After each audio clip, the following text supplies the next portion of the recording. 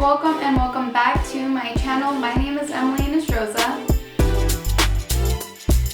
How are you guys doing? So in today's video, I'm going to be continuing with the 4-part series on how to become a consultant. And this video is going to be part 3, where I will be sharing tips on how to ace the case. And if you guys haven't watched parts 1 and 2, I'll be sure to link them right up here. And I highly suggest that you guys watch those videos because there I was sharing tips on what to do in order to prepare for the recruiting season, as well as what to do in order to start preparing for the case interview. So once you've started to case prep and as you're preparing to go into an interview for a consulting job, one of the last things that you'll be doing during this process is polishing up on your skills and making sure that you nail everything down and are fully prepared to go in and ace the case. So these 12 tips that I will be sharing will hopefully be helpful to you in making sure that you polish up and go out there and kill that case interview. So let's jump right into the video with tip number 1, and that is to first make sure that you understand the problem. So as the interviewer reads the case to you, you want to make sure that you take really good notes. The point is not to write down everything that they say.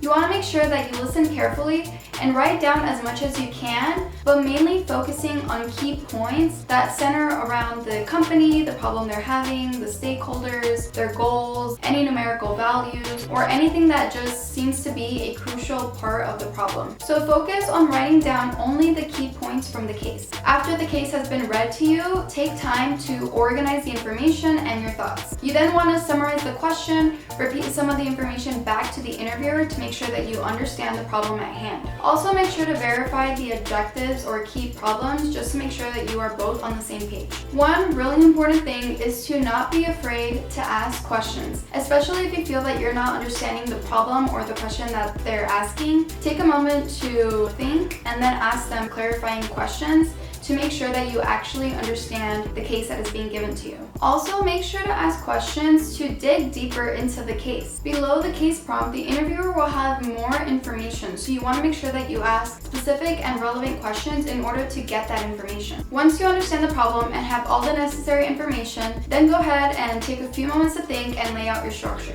Tip number 2 is to take time to think.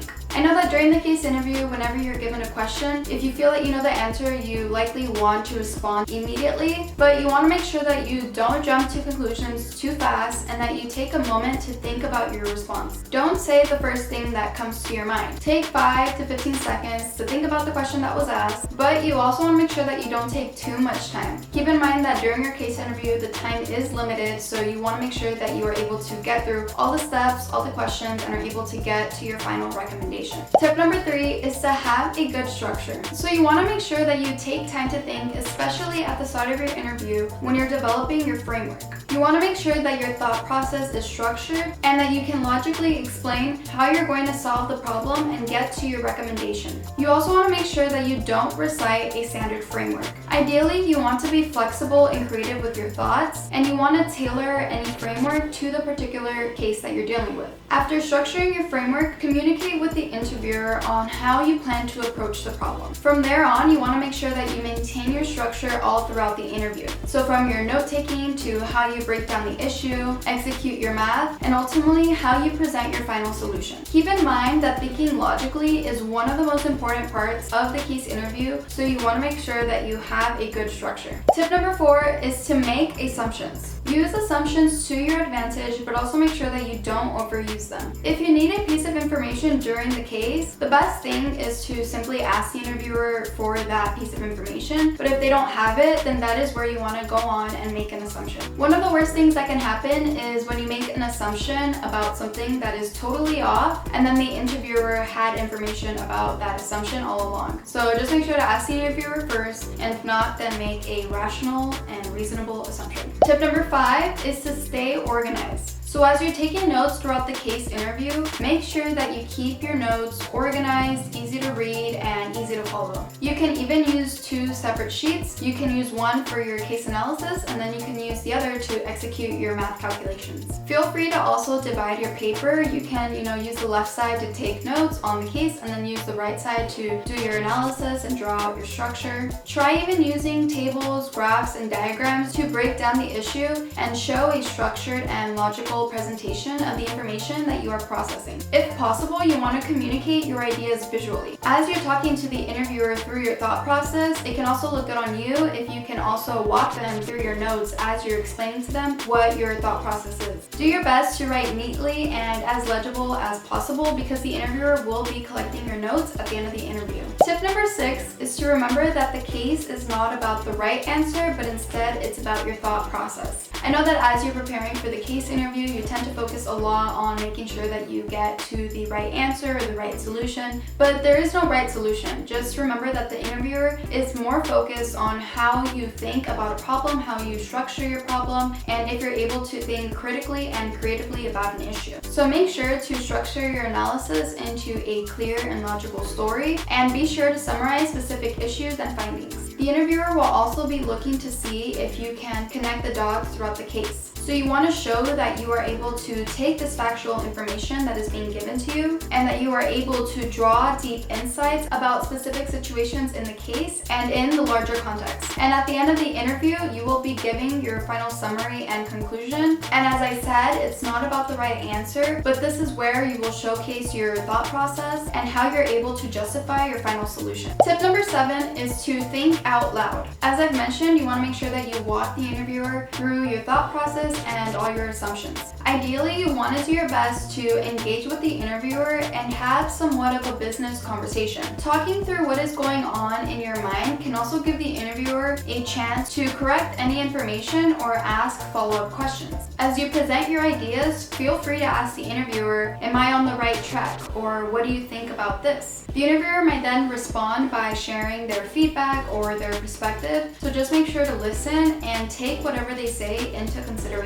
Tip number 8 is to use math tricks. Use round numbers whenever possible, especially when you are able to pick the numbers. Do ballpark calculations whenever possible. I know that writing down equations and formulas can take up a lot of time, and you want to make sure that you are as efficient as possible. Also, try to find shortcuts.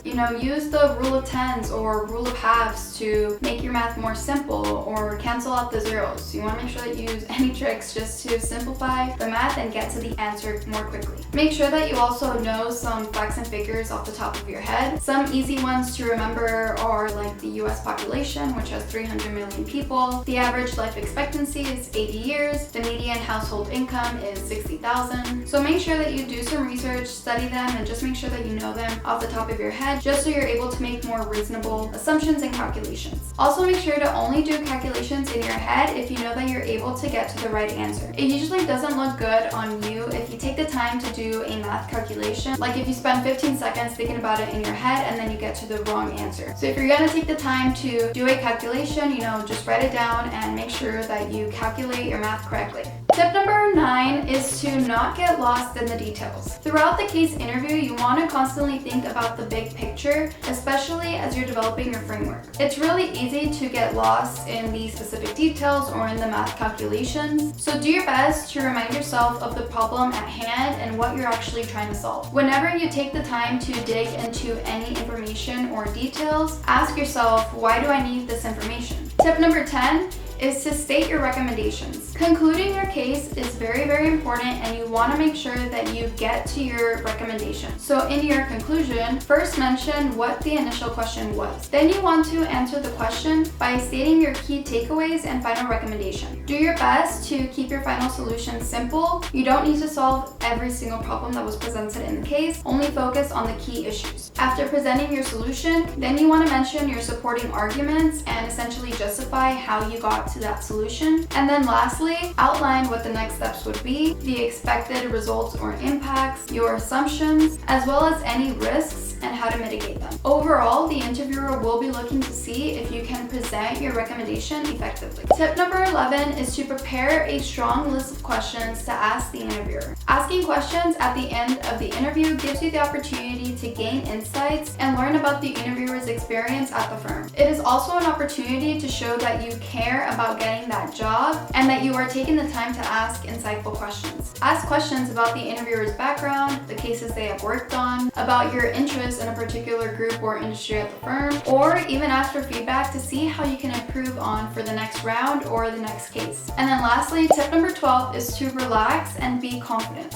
I know the case can be scary, daunting, and intimidating, but do your best to relax and don't get stressed because you don't want to kill your energy. Also make sure that you don't freeze and turn into a robot. Remember to be yourself. The people at the firm are interested in learning about your problem-solving skills as well as who you are and whether or not you would be a good fit at the firm. So do your best to relax, remind yourself of who you are. You made it this far, you are at the job interview, so be proud of yourself. If you make a mistake during the interview or if you feel that your final response is not correct, it is okay. Remember that there is no right answer, it's all about your thought process. Don't dwell on mistakes. Simply learn from them and move on because you don't want to distract yourself or you don't want that mistake to interfere with your performance going forward. Throughout the entire interview process, just make sure to stay confident, stay professional, and stay positive, and everything will turn out okay. Alright, so that is all that I have for today in part 3 of how to become a consultant. Make sure to stay tuned because the next video will be part 4 where I will be concluding this series. If you guys have any comments or questions on this topic, make sure to drop them in the comment section below. If you guys enjoyed this video or if you enjoyed this series on how to become a consultant, make sure to give this video a thumbs up. And if you want to watch any more videos revolving around my post-grad life and any college advice,